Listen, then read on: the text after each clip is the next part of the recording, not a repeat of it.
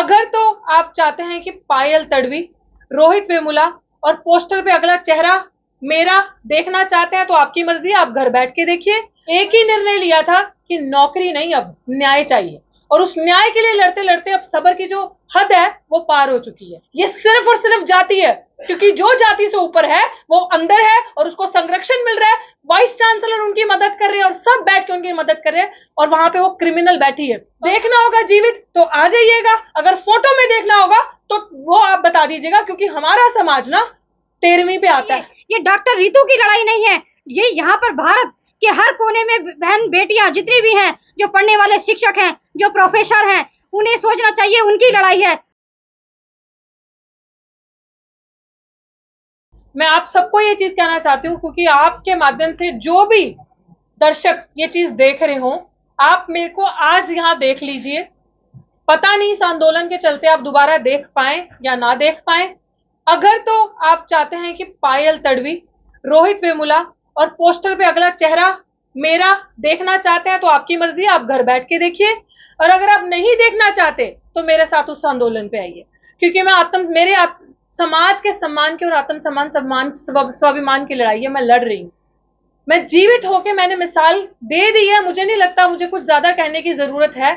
एक ही निर्णय लिया था कि नौकरी नहीं, अब न्याय चाहिए, और उस न्याय के लिए लड़ते लड़ते अब सबर की जो हद है वो पार हो चुकी है।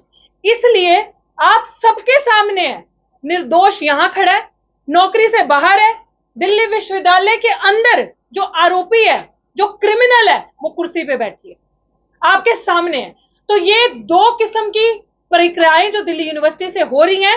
आप मेरे साथ एक एग्जाम्पल प्रोफेसर रतनलाल का भी ले लीजिए, सीनियर प्रोफेसर है, एसोसिएट प्रोफेसर है दिल्ली विश्वविद्यालय में। आप सबको उनका केस पता होगा। क्यों दे रही हूं उनके एग्जाम्पल, क्यों जरूरी है कि अगर आप उनका रिकॉर्ड निकाल के देखो तो उनसे पढ़ा लिखा प्रोफेसर आपको दिल्ली विश्वविद्यालय में कोई नजर नहीं आएगा। प्राचार्य सर बार बार ये चीज कहते हैं कि अगर एससी एसटी का प्रोफेसर है इतना ही काफी है, उसकी काबिलियत हमें बताने की जरूरत नहीं, क्योंकि हम दावे से ये चीज कहते हैं कि वो 100% काबिल होगा, इसीलिए कलव्य का अंगूठा काटा जाता है। प्रोफेसर रतनलाल ने, मैं आपको एग्जांपल दे रही हूँ, प्लीज इसको दिखाइएगा कि प्रोफेसर रतनलाल ने जब यूनिवर्सिटी को लिखा कि मेरा प्रोफेसरशिप क्यों रोका गया है, मैं एलिजिबल हूं उस प्रोफेसरशिप के लिए, आप मुझे मेरे को प्रोफेसर बनने दीजिए। तो यूनिवर्सिटी आगे से रिप्लाई करती है रतनलाल सर को कि आपको इसलिए नहीं हम कर रहे प्रमोट क्योंकि आपके ऊपर एफआईआर है और आपका केस पेंडिंग है।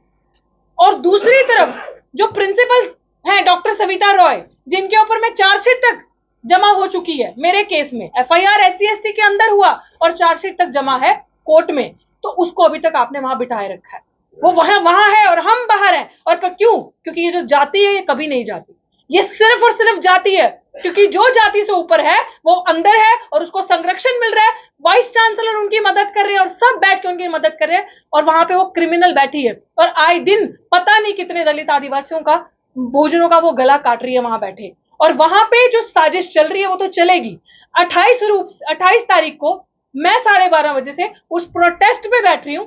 या फैसला बहुजन समाज करेगा, या वो वहां रहेंगी, या आपको अपनी बहुजन बच्ची चाहिए, ये फैसला मेरा समाज करेगा। साथ देना होगा, देखना होगा जीवित तो आ जाइएगा, अगर फोटो में देखना होगा तो वो आप बता दीजिएगा, क्योंकि हमारा समाज ना 13वीं पे आता है खुल के, तब नंबर लगते हैं कि किसने कौन चला गया और कौन नहीं आया। जीते जी जब आपको कोई कहता है कि मैं जातिगत भेदभाव का शिकार हूं तो आप उठ के नहीं आते। तो अब मैं भी देखूंगी बड़ा बड़ा भाषण देने वाले, बड़े बड़े नंबर लगाने वाले, कितने मेरे समाज के नेता आकर असल में मेरा साथ देते हैं। ये मेरी आप सबसे अपील है। अभी भी मैं हाथ जोड़कर अपील करूं कि अपनी बच्ची का साथ दो, अपने बच्चों का भविष्य बचाओ। शुक्रिया। भारत के हर कोने गली कूचों में रहने वाले एससी एसटी ओबीसी माइनॉरिटी समाज के लोगों से एक आह्वान करना चाहती हूँ कि साथियों, बहुत हो चुका ये कैंडल मार्च चलाना। कैंडल मार्च चलाने से आप उस व्यक्ति के जिन्होंने संस्थागत जिनकी हत्या हुई है या उनको उनके साथ जो बलात्कार होता है या जातिगत भेदभाव किया जाता है, और उसके मरने के बाद आप लोग यहाँ पर इकट्ठा होते हैं, कैंडल मार्च निकालते हैं, जबकि एक जीवित व्यक्ति जब एक आक्रोश उसके अंदर होता है या वो आंदोलन करता है तो आप जीवित व्यक्ति के साथ खड़े नहीं होते। और आज एक वक्त है कि हम लोगों को इस एकता का प्रदर्शन देना है, क्योंकि आज जो बहुजन समाज है आप देख रहे हैं इसके साथ जातिगत भेदभाव इतना किया जा रहा है। आपने देखा होगा कि मणिपुर की घटना में जातिगत भेदभाव का शिकार वो आदिवासी 2 महिलाएं जिन्हें नंगा नाच करवाया जा रहा है एक तरीके से। और आप संस्थागत, ये कि दिल्ली यूनिवर्सिटी हो चाहे अनेक संस्थाएं हो, जहाँ पे हमारे जो भाई, हमारी जो बहनें होती हैं, जिन्हें उनको आत्महत्या के लिए इतना मजबूर कर दिया जाता है। जब कोई व्यक्ति मरता है या आत्महत्या कर रहा है तो आप सोचिए कि वो किस कंडीशन से गुजर रहा होगा। शायद उसके अंदर इतना ज्यादा मानसिक प्रेशर होगा, इतना ज्यादा उसे मानसिक टॉर्चर किया गया होगा कि वो आत्महत्या के लिए। तो आखिर ऐसी घटनाएं हमारे साथ हो ही क्यों? हमारे समाज के जो लोग हैं, जो ठेकेदार बनते हैं अपने आप को, वो जो समाज के, जो सामाजिक संगठन के जो लोग हैं, उन्हें समझना चाहिए ये डॉक्टर रितु की लड़ाई नहीं है। ये यहाँ पर भारत के हर कोने में बहन बेटियां जितनी भी हैं, जो पढ़ने वाले शिक्षक हैं, जो प्रोफेसर हैं, उन्हें सोचना चाहिए उनकी लड़ाई है। और हम ही लोगों को इस लड़ाई को अगर मुकाम तक पहुंचाना है और उन बच्चों के और जो प्रोफेसर हैं उनके भविष्य की अगर हमें कामना करनी है, सुरक्षित रखना है, तो हम लोगों को 28 तारीख, जो 28 अगस्त को होने वाला जो एक आह्वान है, एक आंदोलन है, इसमें मिलकर भागीदारी करनी पड़ेगी, जिससे डॉक्टर रितु के साथ साथ उन तमाम जो बच्चे हैं, जो प्रोफेसर हैं, उनके भविष्य को सुरक्षित रखा जाए। साथियों, कहा जाता है कि कानून सभी तरह से सभी के लिए बराबर होता है, लेकिन यहाँ समानता है कहाँ पे? एक व्यक्ति जो अपराधी है, क्या नाम है, फर्जी डॉक्यूमेंट बनाकर जो स्टूडेंट्स को उनको सिग्नेचर करवा के उसमें करता है फौज, जबकि दूसरी तरफ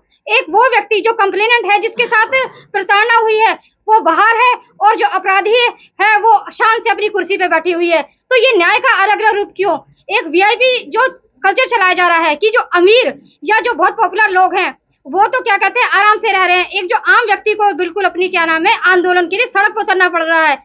आज कहा जाता है कि हमारा SC/ST हमें एक्ट, जो हमें कानून दे दिया गया है, हमारा स्पेशल एक्ट है, जिसमें बहुत ही अच्छा जिसे एक्ट हमें मिला हुआ है, लेकिन वाकई में अगर कहा जाए तो इसका इम्प्लीमेंटेशन नहीं है। जब हम थानों के अंदर जाते हैं तो ना तो हमारी सही से FIR होती है, ना कोई सुनने वाला होता है।